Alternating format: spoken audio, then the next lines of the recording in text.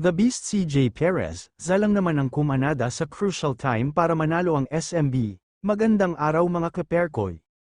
Bulagta lang naman si Calvin Abueva ng binangga ni Mwala Tota. Ang lakas talaga mang asar sa halimaw na si Abueva. Nagalit pa si Chris Ross nang di makakuha ng tamang tawag ng referee. Coach Gallant gusto pang ilaglag ng referee tunghayan natin ang buong laro.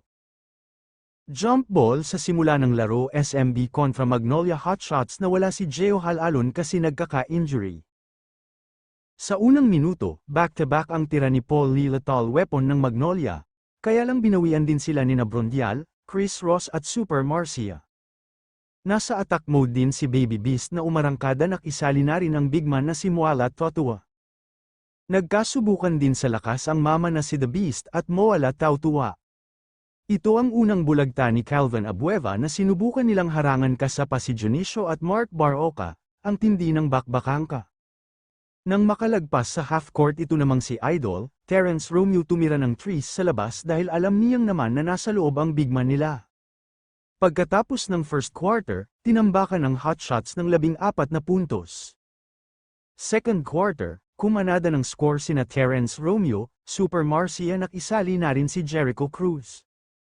Well, ito bumawi rin naman sila tall weapon at napakagat din ng foul kay CJ Perez.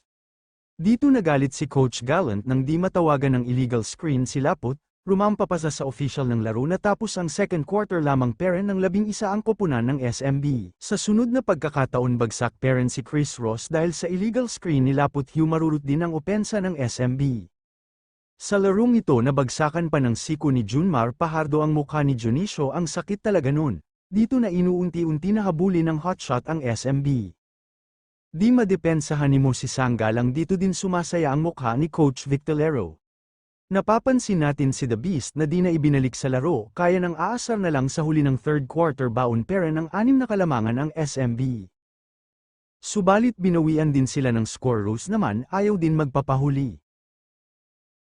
Sinubukan papasiglahin at habulin ng hotshot sa pangunguna ni Paul Lee.